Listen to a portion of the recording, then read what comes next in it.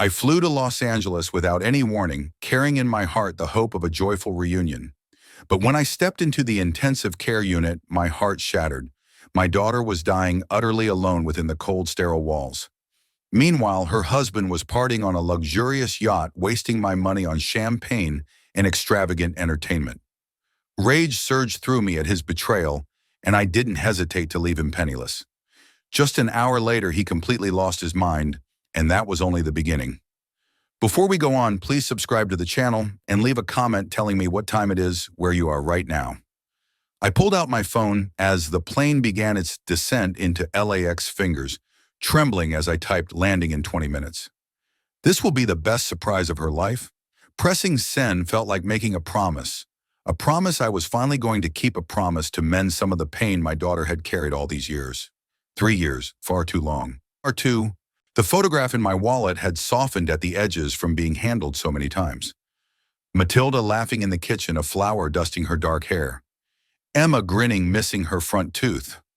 Little Jack proudly holding up his crayon masterpiece.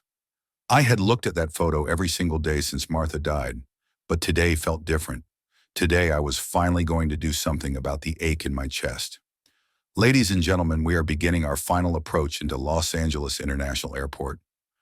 My weathered hands gripped the armrests as a familiar surge of anticipation coursed through me.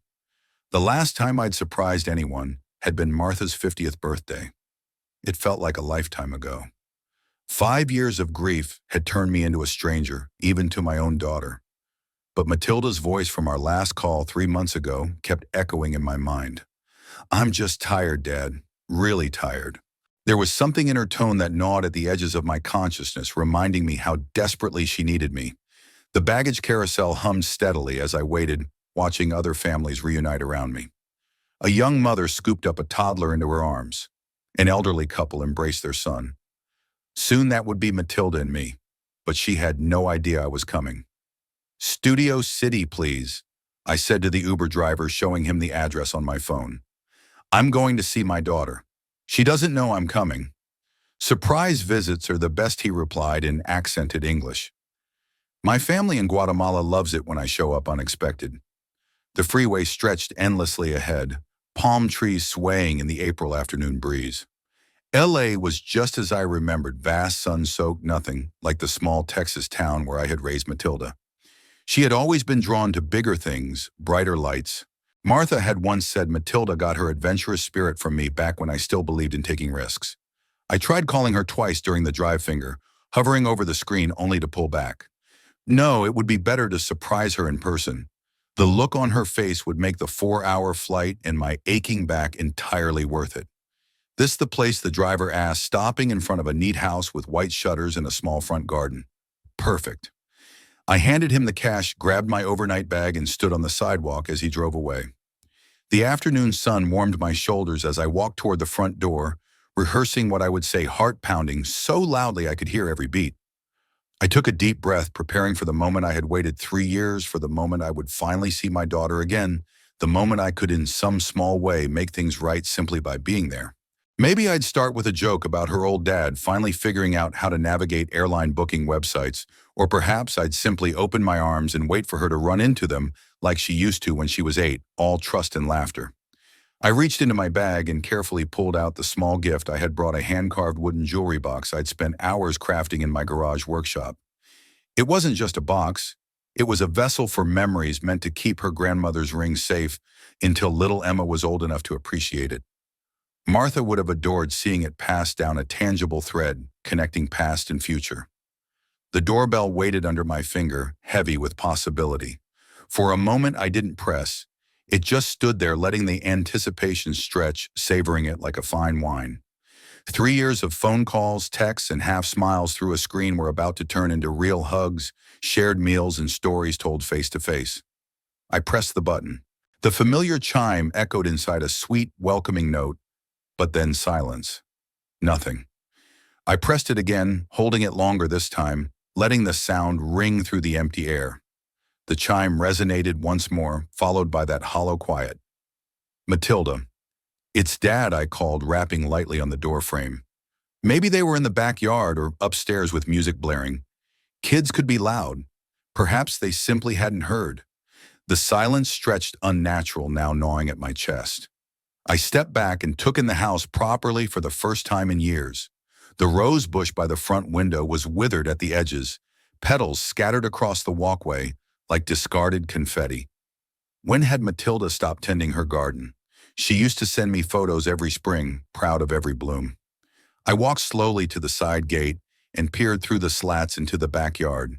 Empty patio furniture lay coated in a fine layer of dust. The small vegetable patch she had once nurtured with such care had withered to brittle brown stems. A child's tricycle rested on its side near the back door, one wheel spinning lazily in the breeze as if mocking the stillness around it. Strange, I muttered under my breath, turning back toward the porch. The mailbox was overflowing with letters and packages, some tumbling onto the ground. I bent down to pick up a few pieces. Electric bills from 3 weeks ago. Advertising circulars weathered and faded by the California sun. A package addressed to Gary, sun-bleached and sagging, as if it had been left there for ages. The most recent postmark I could see was from 10 days ago. My heart began to pound. That familiar engineer's instinct, a need to make sense of chaos, kicked in. Systems rarely fail without reason. There had to be a logical explanation. I just needed more data. Pressing my palms against the living room window, I leaned my face close to the glass. Darkness inside. Curtains drawn. No flickering television, no voices, no laughter. The house felt abandoned, yet I could make out familiar shapes. Matilda's art easel in the corner, Jack's toy cars scattered across the coffee table.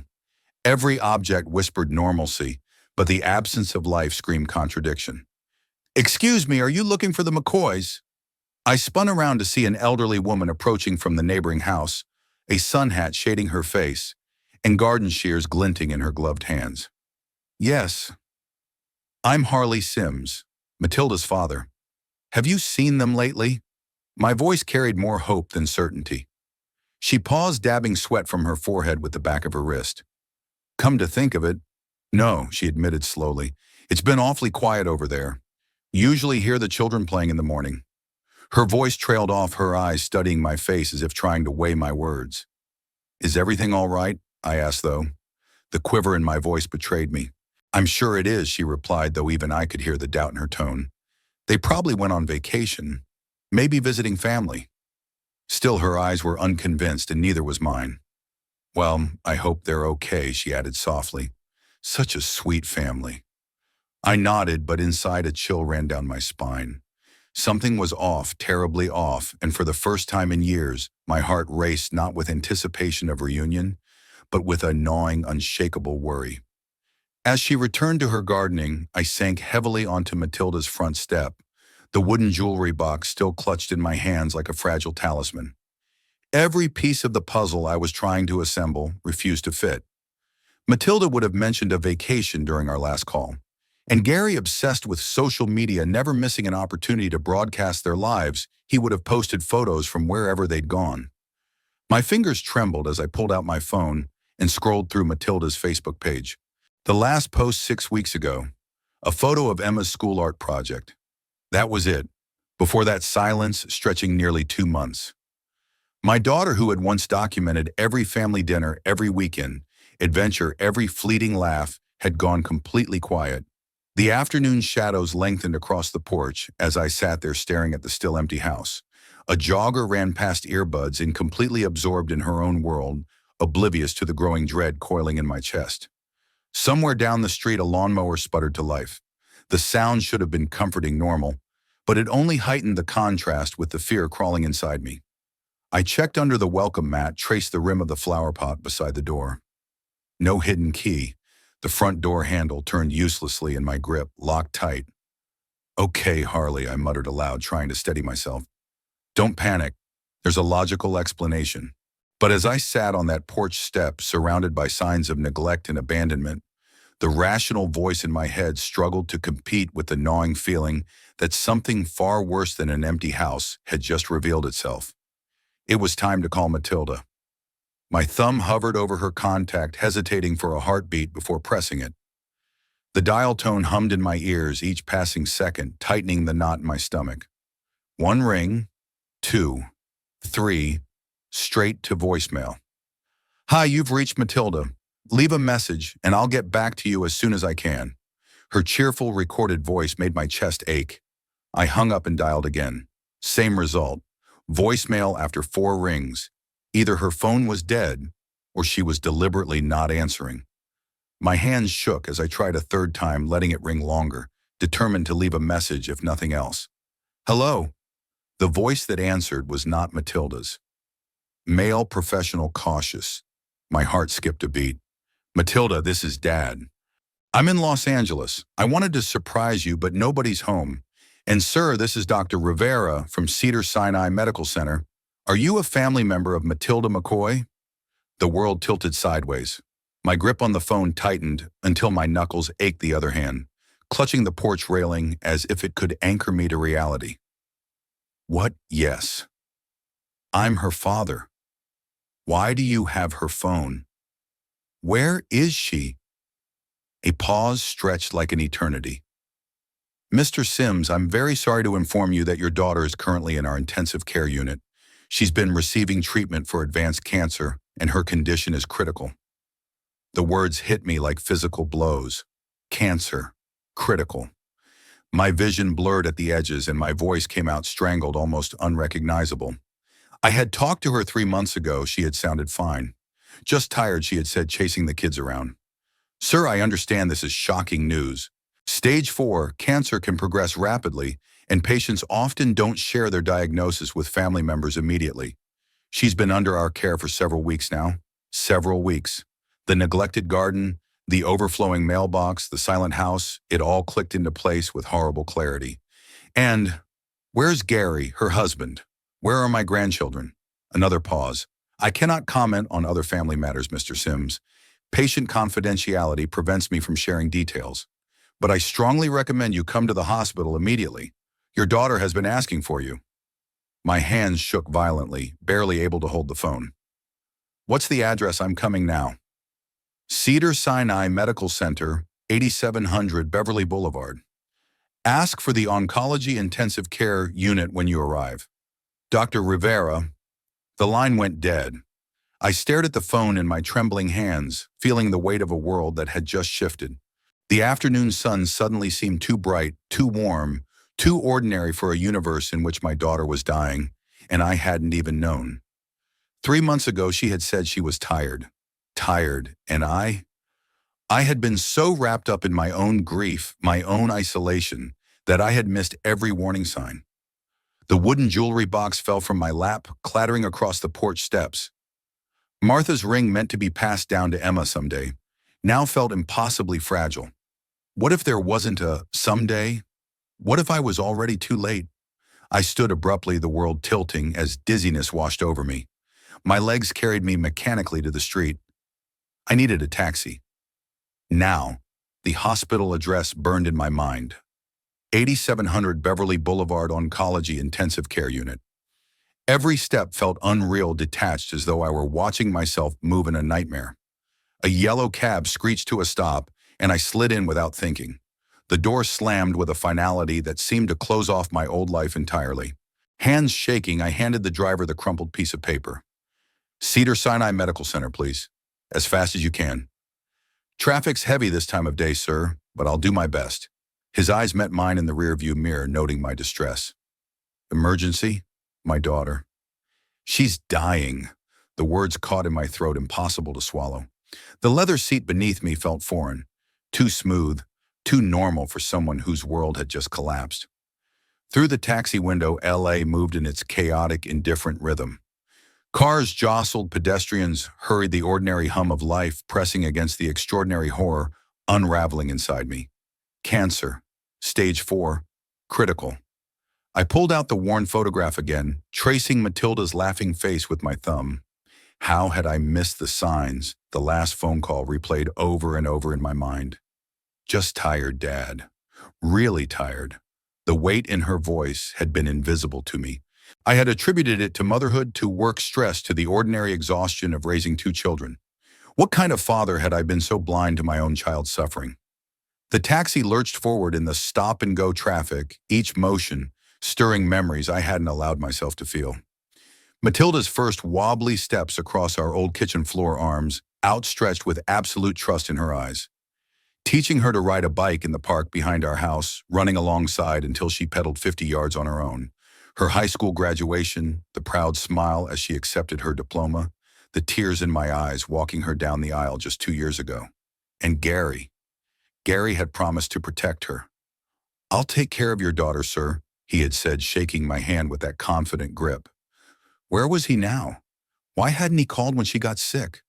I dialed Gary's number for the fourth time. Straight to voicemail again. "Gary, this is Harley. I'm in LA. Matilda's in the hospital and you need to call me immediately." The words sounded hollow and inadequate against the storm of rage and panic building inside me. My daughter was fighting for her life, and the man who had sworn to love and protect her was nowhere to be found. "Faster, please," I shouted to the driver, my voice cracking. "She's only 38. She has 2 little kids." "So young," he murmured, pressing the accelerator through a yellow light. "I have a daughter too. Same age. This breaks the heart." The taxi hurtled through the streets of LA, weaving between cars and red lights, and all I could see was her face. Her tiny hands, her bright laugh, her exhaustion masked as ordinary tiredness. Each second was a torment, each stoplight a countdown. I was racing not just against traffic, but against time itself. Through the taxi window, the palm trees swayed lazily against the late afternoon sky, their long fronds indifferent to human suffering below. Martha had once said LA looks like paradise, but it feels lonely. She had been right, of course, about that city, and about so many other things too. If Martha were still alive, she would have known. Mothers always knew. That invisible, unspoken connection, the sixth sense that senses when a child is in pain, would have whispered to her during those last phone calls with Matilda. She would have pressed for details, insisted on hearing every little thing, maybe even flown out herself. But Martha was gone, and for 5 years I had been drowning in my own grief, hiding behind my sorrow, instead of being the father my daughter needed. I folded and refolded the hospital address, creasing it into a tiny square over and over until the paper felt almost weighty in my hands. Solid. Real.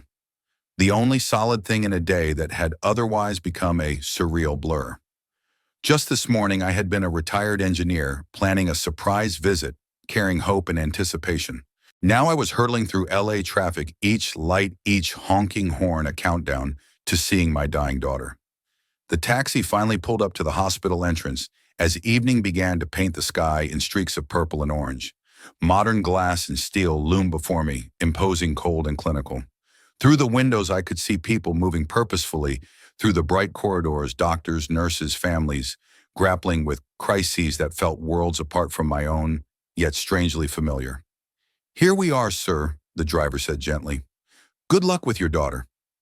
I handed him cash with hands that shook too violently to count the bills, properly grabbed my overnight bag, and stood frozen for a moment as he pulled away. The automatic doors whispered open in front of me, revealing a modern lobby adorned with colorful art installations that seemed absurdly cheerful, almost mocking in their brightness. I approached the information desk where a kind-faced woman looked up expectantly.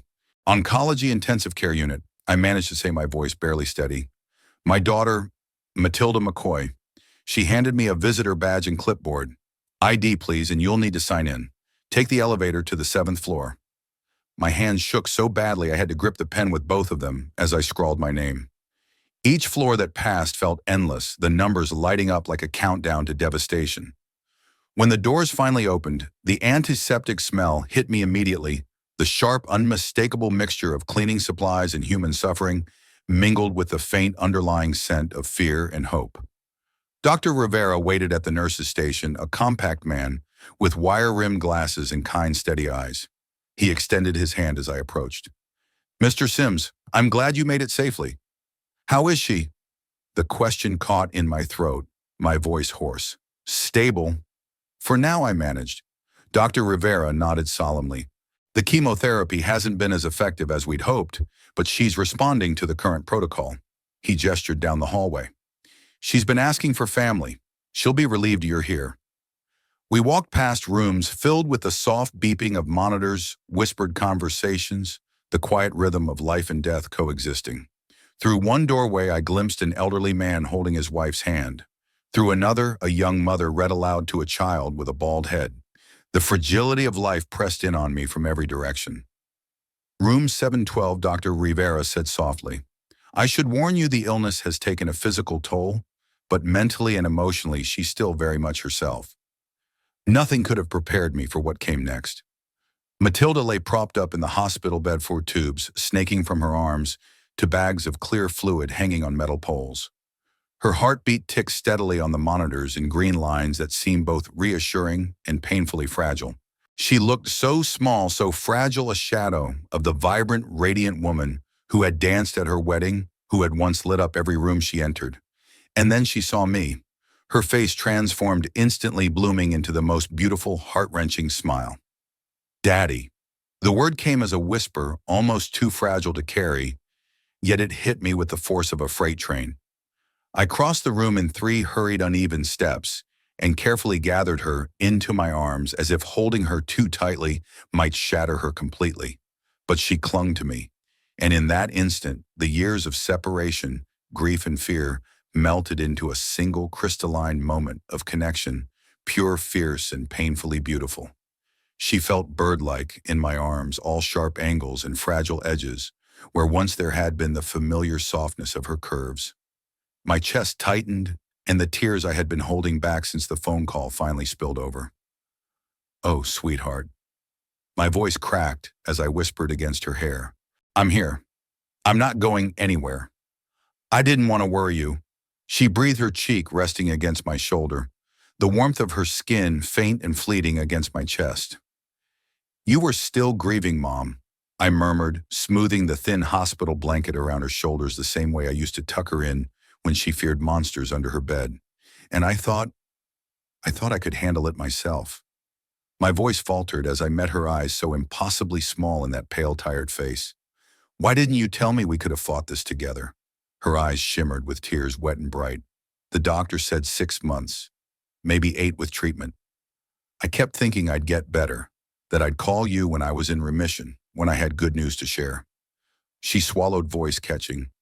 8 months, maybe less now. I settled into the chair beside her bed, taking her hand in both of mine. Her fingers were ice cold despite the warmth of the room, yet I held them anyway as though my presence alone could lend her strength. Where's Gary? I asked carefully, trying to keep my voice neutral. Her expression shifted, subtle but unmistakable.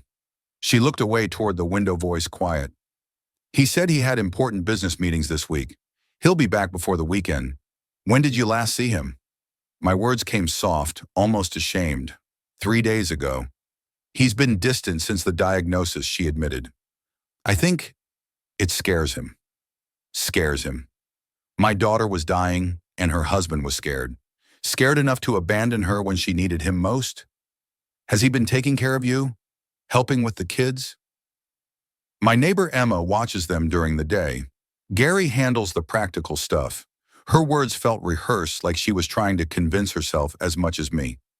That sentence told me everything I needed to know.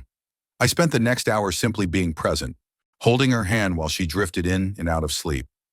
Each time her eyelids fluttered open, her eyes found mine, immediately searching for reassurance that I was real, that I hadn't disappeared like so many other promises of protection had in our lives. As evening deepened outside the window, the city lights began to twinkle, faint sparks like fallen stars against the darkening sky. At last, she fell into a deeper, steadier sleep, her breathing rhythmic and peaceful. I gently released her hand and moved to the window, letting the quiet of the hospital and the distant hum of the city settle over me for a brief moment. But there was still one last thing to do. Time to try Gary again. I pulled out my phone, his contact glowing ominously on the screen. This time I would make him answer. Make him explain where he had been while his wife fought for her life. First call, 1 ring, then voicemail. He was definitely screening. I typed a short, furious message. Your wife is in ICU. Call immediately. 5 minutes passed. Nothing. Second attempt from my phone yielded the same result. I felt the frustration tightening in my chest, a coiled rage threatening to spill over. Then I noticed Matilda's phone resting on the bedside table, plugged in and charging. Maybe if I called from her number, he would pick up. I glanced back at her sleeping form, so small and fragile, and carefully picked up her phone. Gary's contact appeared in her recent calls, but the last incoming call had been 2 days ago. 2 days since he had bothered to check on his dying wife. Third call attempt using Matilda's phone, straight to voicemail again. I nearly threw the phone down in frustration when the screen suddenly lit up with a notification. Instagram. The app was still open, logged in as Matilda, its familiar blue and white interface suddenly feeling like a window into a world of betrayal. At the very top of the feed, Gary's story appeared, a small red circle signaling fresh content. My fingers trembled as I tapped it without thinking, heart hammering against my ribcage. The first image made my blood run cold. A luxury yacht deck gleaming in the afternoon sunlight, pristine white cushions and polished wood reflecting a carefree elegance. Champagne flutes caught the light, their golden liquids sparkling like liquid fire. Someone's manicured hand held a flute aloft in a toast, carefree and oblivious. The timestamp at the corner read 2 hours ago. I swiped to the next story. Gary's face filled the screen, grinning broadly, arms slung around two other men I didn't recognize. Expensive sunglasses, flawless hair, the casual posture of men who thought they owned the world. Behind them, the Pacific Ocean stretched endlessly, waves glittering in the late sun. The caption mocked me, laughing in my face, "Living my best life with the boys," posted 90 minutes ago. While I was learning my daughter had cancer, my vision blurred with rage, but I forced myself to continue documenting, my fingers moving with mechanical precision. Screenshot after screenshot, each one a dagger twisting deeper into my chest. Gary lounging on immaculate white cushions. Gary diving from the yacht's platform with the arrogance of someone unconcerned with consequences. Gary raising yet another champagne glass as the sunset painted the sky in warm oranges and purples, blissfully unaware of the hell my daughter was living. The final story was a video. Gary speaking directly into the camera, smiling carefree. Nothing like a few days away from reality to clear your head. Sometimes you just gotta live a little away from reality. He talked about escaping reality while his wife, my daughter, lay connected to machines fighting for her life. I checked the location tags. Marina del Rey, less than an hour from the hospital. My hands shook violently as I typed a message, fingers barely able to hit the keys. "I see you're having fun. Your wife is dying. Call me." Then another, "I have screenshots. We need to talk." Still no response. I began pacing the small hospital room, careful not to wake Matilda. My mind raced, unraveling the implications of what I had just seen. Yacht rental alone could cost thousands per day. Gary was a successful business consultant, but this level of indulgence. Not casual, not something you do without money, that isn't meant for fun. Where was he getting the funds? And why had he been absent, leaving my daughter to suffer alone? Looking down at Matilda's peaceful face, fragile in the glow of the hospital monitors, I whispered promises I should have made months ago. "I won't let him hurt you anymore, sweetheart. Daddy's here now and I'm going to fix this." The monitor beside her bed beeped steadily, each tone a heartbeat, a life being fought for, a precious moment being squandered by the man who should have been her protector. Another heartbeat, another moment of life Gary was wasting while partying on the water with friends. How long had this been going on? How long had she been battling this alone, while he pretended their lives were unchanged? I returned to the phone, systematically screenshotting everything. The engineer in me, methodical and precise, took over. Document the evidence. Build the case. Find leverage points. Gary might have thought he could abandon my daughter in her darkest hour, but he had made one fatal mistake. He had forgotten that Matilda had a father who would burn the world down to protect her. And then my phone buzzed. An incoming call. Gary's name flashed across the screen. I looked at Matilda one more time before stepping into the hallway. Her thin face finally relaxed in sleep, the rise and fall of her chest steady against the rhythmic beeping of the monitors. Time to have a conversation, I told myself, swallowing the knot of dread in my throat. I leaned down, brushing a gentle kiss across her forehead. "I'll be right back, sweetheart," I whispered, my voice barely audible. "Just going to get some coffee." The elevator carried me down to the main floor, past sterile signs directing visitors to the ER, radiology, and outpatient clinics. The world felt impossibly normal outside the ICU, a cruel contrast to the storm raging inside me. The cafeteria occupied a corner of the ground level, mostly empty now except for a handful of medical staff grabbing late meals between grueling shifts. I bought a cup of coffee. I didn't really want the bitterness doing nothing to clear my mind, and found a quiet table in the far corner. I pulled out my phone and stared at the yacht photo again. The image burned brighter each time I looked at it. Gary's carefree grin, the pristine deck glinting in sunlight, champagne glasses raised high. How does a business consultant afford a $15,000 yacht rental? The question triggered a memory that made my blood run cold. About a year ago, Gary had approached me under the guise of urgency. Family emergencies, he'd claimed medical bills, Emma needing dental work repairs around the house. Could I temporarily give him access to my backup account just until things stabilized, he'd promised. Matilda doesn't need the stress of money on top of everything else. I'd been impressed by his apparent concern, the thoughtfulness he displayed on behalf of my daughter. What a caring husband, I'd thought, protecting his wife from financial worries. My hands trembled as I opened my banking app, navigating to the shared account I had set up for him. The transaction history loaded slowly, each entry flashing across the screen like evidence on a prosecutor's table. Marina Del Rey yacht charters $15,000 posted yesterday. New Malibu $850 3 days ago. Beverly Hills Mercedes service $2,400 last week. Rodeo Drive shopping spree $3,200 10 days ago. And it went on weeks of indulgence, months of luxury spending, all while my daughter wasted away in a hospital bed. Every designer purchase, every five-star dinner, every carefree moment of his freedom had been funded by the father of the wife he had abandoned. My fingers shook as I screenshot each transaction, my engineer's mind clicking into methodical mode. The dates told a story too damning to ignore. As Matilda's condition worsened, Gary's spending escalated. While she endured the nausea and fatigue of her first rounds of chemotherapy, he shopped on Rodeo Drive. While she lost her hair, he dined in Michelin-starred restaurants.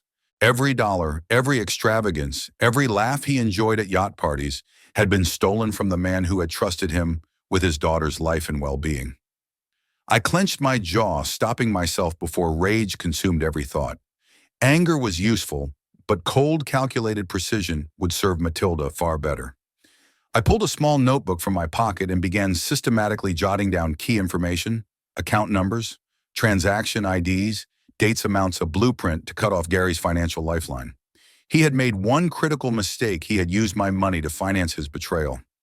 Time to show him what happens when you cross a Texas engineer who had spent 40 years solving complex problems. The hum of the hospital cafeteria surrounded me, but I was elsewhere, entirely focused, determined, plotting every step of the reckoning that would restore justice and protect my daughter. The soft hum of vending machines, distant overhead pages, and the muted murmur of exhausted medical staff surrounded me, but I was no longer truly in that cafeteria. My mind had shifted entirely into strategic mode, sharp and precise, every synapse, calculating every thought aligned like a chessboard. Gary had thought he could laugh, drink, and party his way through his wife's terminal illness, all on my dime. He was about to learn the hard way that every action has consequences, and some consequences arrive with the cold, exact precision of mathematics. I finished the cold coffee I hadn't wanted in the first place and stood up, tucking the small notebook containing every banking detail into my jacket pocket. The first step was immediate and absolute financial amputation. Cut him off completely before he could spend a single more cent of my money. The second step, that would be more personal, more deliberate. I found a quiet alcove near the hospital chapel, a place of solemn calm I had no intention of seeking solace from, and settled into a wooden chair. My phone and notebook spread before me like a general's map. The irony was sharp, planning financial warfare steps away from a sanctuary of peace surrounded by quiet prayers and the faint scent of incense, while my blood boiled with righteous indignation. The bank's emergency line picked up on the third ring. First National Emergency Services. This is Amanda speaking. How can I help you tonight? This is Harley Sims, account holder, I said, keeping my voice steady, professional, deliberately calm. I need to revoke authorized access on my accounts immediately. I'll need to verify your identity first, Mr. Sims. Can you provide your social security number and your mother's maiden name? I rattled off the information, eyes flicking to my notes. 45 years of banking with the same institution meant they knew my voice, but protocol was protocol, and I was glad for it. Thank you. I show Gary McCoy has had authorized access to your backup savings account since April 2022. Are you requesting complete revocation of his privileges, immediate and permanent removal? Transfer all remaining funds to my primary secured account, I stated firmly. I need to inform you this action is irreversible and may affect any automated payments or services linked to that account. Are you certain you want to proceed? Cancel everything associated with his access. Every automatic payment, every linked service, every recurring charge. I said deliberately, each word sharp and final, like a verdict rendered. One moment, please, while I process these changes. Hold music played softly in the background, a banal soundtrack to my meticulous dismantling of Gary's financial world. Outside the alcove, a security guard walked by, nodding respectfully, entirely unaware of the storm contained in this small wooden chair. The normal rhythm of the hospital evening continued as I systematically erased his lifeline to my daughter's inheritance to the trust I had once given him. Mr. Sims, I've revoked Mr. McCoy's access to the savings account and initiated transfer of remaining funds, Amanda's calm voice announced. That's $127,000 moving to your primary account. I'm also showing 3 credit cards with authorized user status in his name.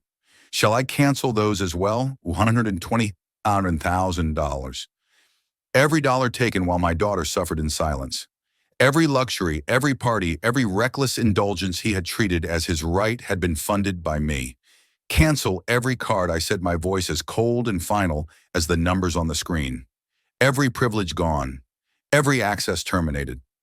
I hung up the phone, letting the enormity of what I had just done settle over me. This was only the beginning.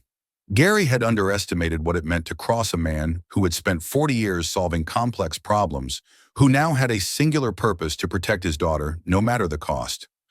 Remove him as an authorized user on all accounts. Delete his contact information from emergency notifications. Processing now. Okay, that's complete. Mr. McCoy will receive notice that his cards have been deactivated and any attempted transactions will be declined. Is there anything else I can do for you tonight? Yes, I said, my voice cold and precise. Set up fraud alerts if anyone tries to access these accounts using his information. Already in place, sir. You'll receive confirmation emails within the next few minutes. I hung up and immediately opened my banking app to verify the changes. Account access revoked, credit cards canceled, automatic payments terminated. Every digital thread connecting Gary to my resources had been severed with surgical precision. My phone buzzed with the first confirmation email, then another, each one landing like a gavel striking the bench. Justice rendered in pixels and digital signatures. I allowed myself a small grim smile. Let's see how long the yacht party lasts now, I thought, as those expensive champagne glasses would soon meet the hard reality of declined cards. I snapped the notebook shut and pocketed my phone. The engineer in me felt satisfaction identify the system. Failure isolate the faulty component, remove it permanently. Gary's access to my resources now existed only in his own diluted imagination. Standing, I felt lighter than I had in hours. Not because the weight of Matilda's illness had lifted, that burden would remain with me until she either recovered or didn't, but because the crushing realization that I had been unknowingly funding her abandonment had finally ended. Tonight, one piece of the puzzle was under control. Gary could keep his yacht for now, but tomorrow, when those cards started declining, when his calls went unanswered, he would finally learn what happens when a parasite loses its host.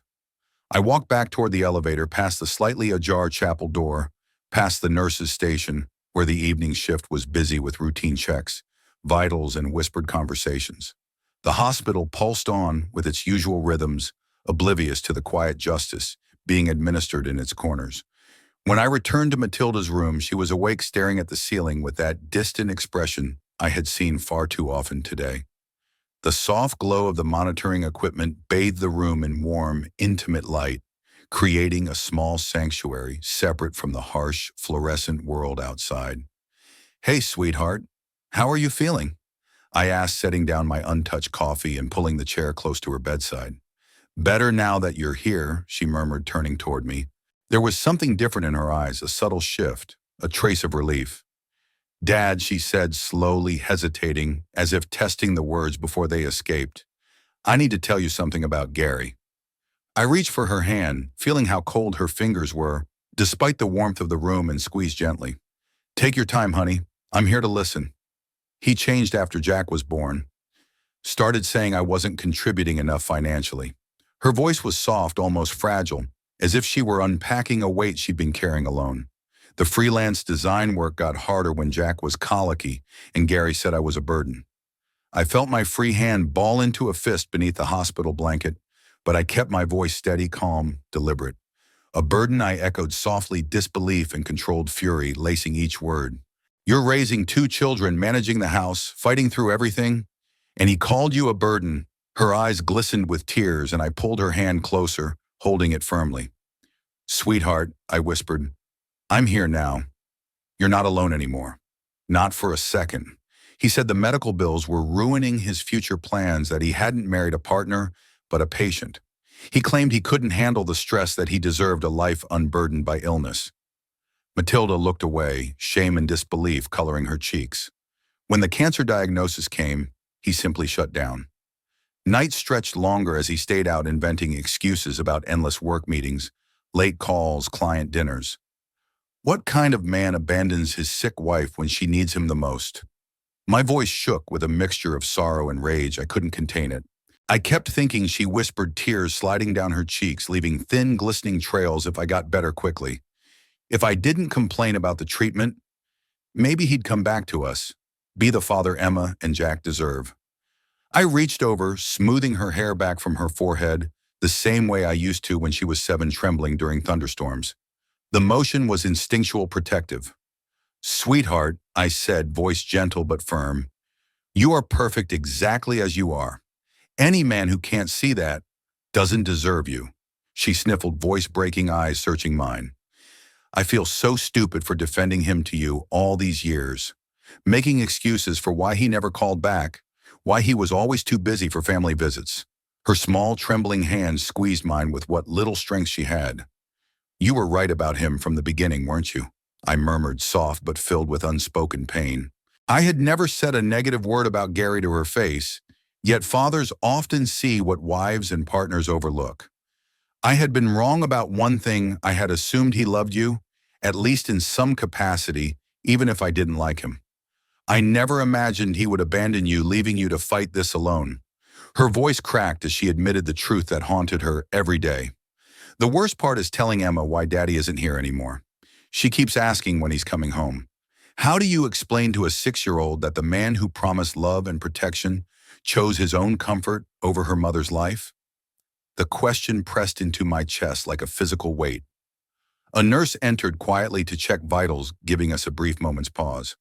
When she left, I leaned closer to Matilda, voice low, steady, trying to fill the void left by another man's betrayal. You don't have to worry about any of that anymore. Focus on getting better. I'll handle everything else. Dad, she whispered, her voice soft but determined, I can't ask you to. You're not asking, I replied, brushing a kiss across her forehead. I'm telling you, your only job is healing. Leave Gary. Leave the finances. Leave everything else to me. Her eyes glimmered with relief. Promise me something. She murmured, exhaustion and emotion mixing in her voice. Anything. I pulled the blanket snug around her shoulders, feeling her body relax, her breathing deepening as she began to drift toward sleep. I promise, sweetheart. Rest now. But even as I whispered the words, a knot formed in my chest. Could I truly keep that promise? Could I shield her from the full scope of Gary's selfishness, his betrayal, the money he'd stolen, the trust he'd shattered? The man who had sworn to love and protect my daughter had not only abandoned her in her darkest hour, but had also stolen from her, betraying my grandchildren, leaving scars that would not soon fade. Some acts demand more than forgiveness. They demand accountability. They demand consequences. My phone buzzed, suddenly sharp and insistent in my hand. I glanced at the screen. An unknown number. Marina Del Rey. The area code alone made my blood run cold. I glanced at Matilda once more. Her thin face finally relaxed in sleep, the steady rise and fall of her chest, a fragile rhythm in the dim hospital room. I stood quietly, careful not to disturb her, and moved toward the window, phone pressed to my ear. Outside, the city hummed with ordinary life, indifferent to the storm that was about to unfold on the other end of the line. "Hello," I said, my voice low cold as ice. "Harley." "What did you do?" Gary's voice cracked, immediately laced with panic and humiliation. "My card, they were declined. In front of everyone. Fix this immediately." "Where are you right now?" I ignored his demand, letting the silence stretch heavy and deliberate. "That's not your business." "Listen, old man," he spat, voice trembling now, more with fear than anger. "You need to restore my access right now. My daughter is dying in a hospital bed." Each word fell like a stone into still water, heavy, deliberate, and impossible to ignore. "And you're partying on a yacht with my money," I said calmly. The sound came through the phone clearly, party music, laughter, clinking champagne glasses, waves lapping against the hull. The sound of a man who should have been at his wife's side while she fought for her life, living it up with thousands of dollars that weren't his. $15,000 for a yacht rental. My $15,000. His protest sputtered. "You can't just cut me off. I have rights. I'm her husband." "You were her husband," I corrected, my voice steel. Past tense. I turned and Matilda's eyes were open now, wide with understanding, taking in the scene she had long suspected but never dared confront. "You made your choice," I said softly, "when you chose champagne over chemotherapy appointments, parties over her bedside self-indulgence, over family. Listen, you don't understand the pressure I've been under." Gary stammered, voice strained, defensive. "The pressure?" I asked, letting my voice harden. "What pressure, Gary?" "The pressure of having unlimited access to my bank account while abandoning your family." There was a pause on the line, a shift as his voice became lower, calculating, desperate. "Restore my access or I file for divorce and take the kids. I'll make sure Matilda loses everything in court. That was his mistake. The moment he threatened my grandchildren, he sealed his fate." "Gary," I said quietly, each word measured, precise, deliberate, "you just made the biggest mistake of your pathetic life." Behind me, Matilda drew in a sharp breath, fully awake now, listening to every word, finally seeing her husband's true nature, selfish, threatening, utterly devoid of remorse. "I know exactly where you are." I continued, my tone, ice and fire intertwined. "I know exactly what you've been doing. I know exactly how much of my money you've been spending while my daughter fights for her life. And now I know exactly what kind of man threatens to steal children from their dying mother. You can't do this to me. I have a reputation to maintain. People are watching." He spat, the panic now, raw, his world unraveling. "Yes, they are watching," I said, voice calm, deliberate. "They're watching you get your credit cards declined because you're a parasite who can't pay his own bills." "Harley, wait. Let's discuss this reasonably.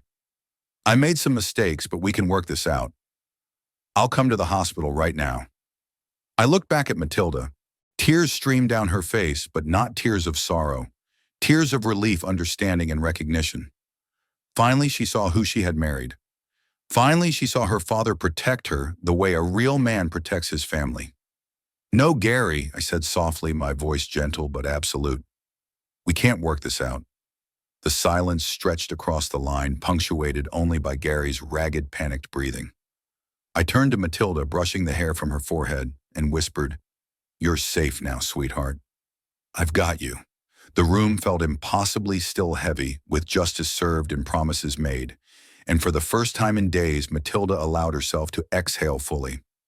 In the background, I could hear his carefully constructed world unraveling in real time. The yacht engines sputtered to a stop, laughter, and music replaced by raised voices and urgent arguments about payment. The carefully curated party atmosphere dissolved into chaos, replaced by tension and fear. "Harley, are you there?" "Please, I can explain everything." Gary's voice cracked over the line, desperation seeping through every syllable. I turned from the window, walking slowly but deliberately back to Matilda's bedside. Her hand was still in mine, fragile yet firm fingers, intertwined as if she could draw strength from my presence alone. I pressed the phone tighter to my ear, my other hand gently squeezing hers, letting her know without words that she was not alone. "Gary," I said, my voice low, deliberate, a whisper, carrying the weight of all the betrayal and rage I'd been holding. "You chose a yacht over your dying wife. You chose parties over your children. You chose my money over your family's future. Each word fell like a sharpened blade, precise and unyielding. You made your choice. Now live with the consequences. I can change. I'll be different. I'll come home and take care of everyone. Gary's pleas were frantic, desperate. I ignored his protests. If you ever approach my daughter or my grandchildren again, I will destroy you completely. Financially, legally, socially, I will make sure everyone knows exactly who you are. Your selfishness, your cruelty, your betrayal, everyone will see it. You can't do this. I have rights. I'm her husband. He sputtered, his voice quivering now, shaking under the weight of his own guilt and exposure. You abandoned your sick wife for yacht parties. You stole money from her father to fund your indulgence. You threatened to take children away from their dying mother. I paused, deliberately letting each fact sink into him, like stones dropped into still water. What court do you think will side with you? Now his voice finally broke completely. I have nowhere to go. My friends won't even look at me after the card thing. The yacht company is threatening to call the police. I made mistakes, but everyone deserves a second chance. I let the words hang heavy and final. You had your second chance every single day for the past 6 months. Every day you chose not to be here. Every day you chose not to hold her hand during treatment. Every day you chose parties over family. On the other end of the line, his voice dwindled, small and fractured. Matilda's tears slid down her cheeks, but they were no longer tears of sorrow. They were tears of liberation. Tears born from hearing the truth she had long been too afraid to face. 20 years of making excuses for him had ended in a single definitive reckoning. Please, Harley, I'm begging you. Just give me enough to get home, and we can— No! The word cut through the air like a gavel striking a verdict. You're done, Gary. Done with my money, done with my family. Done hurting the people I love. He sputtered, helpless, but there was nothing left to argue. I hung up and blocked his number, the click final, as irrevocable as slamming a door on a life built of lies. I turned back to Matilda and sat beside her, pulling her hand to my lips. I kissed her knuckles the way I used to when she was small, scared and the night seemed too long. Thank you, Daddy, she whispered, her voice trembling with relief. You never have to thank me for protecting you, sweetheart. That's what fathers do. I squeezed her hand gently. You're not alone. You'll never be alone again. Her eyes, still wet from tears, found mine. I was so afraid to leave him, afraid of being alone with the kids, afraid of admitting I'd made such a terrible mistake. You're not alone. And it wasn't your mistake. It was his. Every selfish choice, every cruel word, every moment he put himself before his family, that's on him, not you. For the first time since I arrived in Los Angeles, Matilda smiled. A small, fragile curve of lips that held years of fear, grief, and now the first flicker of hope. The battle wasn't over, but for the first time she felt safe. And that night her father had delivered a victory that no yacht, no party, no lie could ever take away. A real smile, pure, unguarded, filled with hope instead of fear, spread across Matilda's face. I brushed a strand of hair behind her ear and whispered softly, Get some rest, sweetheart. Tomorrow we start planning your future. A future where nobody ever gets to hurt you again. Her eyelids closed slowly, her breathing deepening into a rhythm steadier and more peaceful than I had seen all day. The monitoring equipment beside the bed beeped in gentle, unwavering cadence, counting her heartbeats. Counting the moments, counting the first moments of a life reclaimed from darkness. Outside the window, Los Angeles glittered beneath the night sky, indifferent to one small family's victory over cruelty. But inside room 712, justice had been served. Healing had begun. 1 year later, in 2025, sunlight poured through the wide kitchen windows of our new house in Texas, painting golden rectangles across the polished hardwood floors. Emma's art supplies lay scattered in organized chaos, a burst of color and creativity that made the room feel alive. Laughter drifted in from the backyard, mingling with the rhythmic chopping of vegetables as Matilda prepared lunch. I paused in the doorway, taking in the scene, the grace, the energy, the vitality that had returned to her month by month.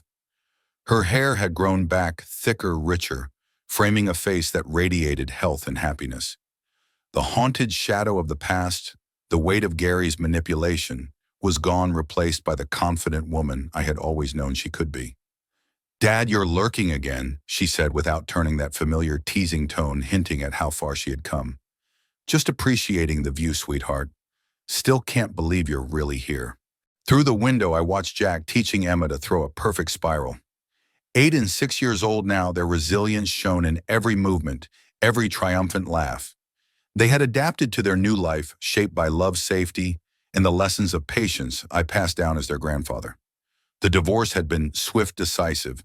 Gary's threats of custody dissolved the moment his lawyer reviewed the evidence, recorded calls, bank statements, proof of abandonment and betrayal. A man who had abandoned his terminally ill wife while funding yacht parties with her father's money was no match for the scales of justice. Grandpa Emma's voice rang through the open screen door. "Come show Jack how to catch better." "In a minute, honey," I called back, turning to Matilda. "How are you feeling today?" "Really feeling," she said, setting down her knife and turning to face me fully. Her eyes glimmered with a light I hadn't seen in years. The same eyes that Dr. Rivera had confirmed were in complete remission 3 months ago. "I feel like myself again. Maybe even better than myself. Stronger." The kitchen timer chimed and she carefully pulled a pan of cornbread from the oven, Martha's recipe, the one I had taught her years ago. Some traditions I thought were worth preserving. "Remember what you used to tell me when I was little and scared of thunderstorms?" she asked, placing the hot pan on a cooling rack. "That storms pass, but families last forever," I replied, smiling. "You were right," she said softly, and hugged me with the warmth and trust she had shown so freely before marriage, before illness. In that embrace, I felt it all: the pain, the loss, the anger, and the triumph of survival and love.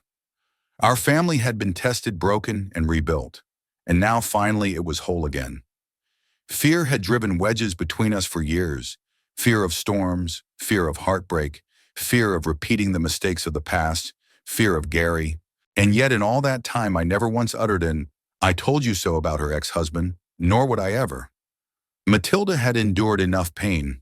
She didn't need the weight of shame added to her burdens. The restraining order, the quiet strength she had shown, spoke louder than any words I could have offered. Dad, Emma scored a touchdown. Jack's voice rang through the screen door as he barreled across the yard, knees scraped and grass-stained joy radiating from every pore. Behind him, Emma performed an elaborate victory dance, her arms flailing in exaggerated arcs that would have sent Martha into laughter if she were watching. Matilda's eyes sparkled as she announced touchdown celebrations call for extra cornbread and cut generous squares that steamed in the late afternoon light, filling the kitchen with the comforting aroma of home. As evening descended, painting the Texas sky in a spectacular wash of orange, pink, and lavender, we all settled onto the front porch swing. This swing had once been Martha's favorite feature of our old home. Carefully salvaged, restored, and rebuilt here, it felt as though a piece of her spirit had followed us, a reminder that love can be transported, preserved, and nurtured. Emma dozed lightly against my shoulder, murmuring questions in her sleep, while Jack peppered me with endless curiosity about the stars now beginning to sparkle above. "Will you tell us the story about how you saved Mom again?" Emma mumbled, her voice, soft eyes half closed. I smiled, stroking her hair. "Sweetheart, your mom saved herself. I just helped clear away the obstacles." "Like the bad man who went away," Jack added knowingly, repeating the lesson he had absorbed, without the weight of bitterness, just understanding. "Exactly," I said, and Matilda reached over to squeeze my hand, a gesture that had become our unspoken language, a symbol of gratitude, love, and the bond forged through crisis. A bond that could have been broken, but had instead been made unbreakable. I watched my grandchildren's eyelids grow heavy in the peaceful evening light and thought, this is what winning looks like. Not in the fleeting dramatic moment of confrontation, nor in the tearful pleading and humiliation of Gary's downfall, but in these ordinary quiet years of happiness that followed. The moments when life was simple, when no one's life hung in the balance, when betrayal had been vanquished, and the only questions were whose turn it was to finish dinner or who would climb the swing next. Stars began to dot the vast Texas sky constellations we had once watched together decades ago. Martha, me, and a tiny Matilda in our arms, reminding me that some things endure even when marriages end. People disappoint, and illness tests every assumption about fairness. Some things endure: the love between a father and daughter, the resilience of children, the satisfaction of protecting what matters most. Tomorrow, Matilda would dive into her latest design project while the kids headed to their new school. I would tend the garden Martha had dreamed of, and perhaps start the woodworking project for Emma's dollhouse.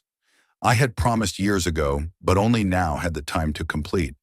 This was normal life, the kind of life worth fighting for, the kind of peace worth every sleepless night, every anxious hour, every tear shed in hospital rooms and on lonely porches. Tonight, though, we sat together under the vast, eternal Texas sky. 3 generations bound by love, scarred but unbroken, finally safe in the quiet triumph we had earned. If you enjoyed this story, please give this video a like, subscribe to our channel, and share your thoughts in the comments below. To hear the next story, click the box on the left. Thank you for watching.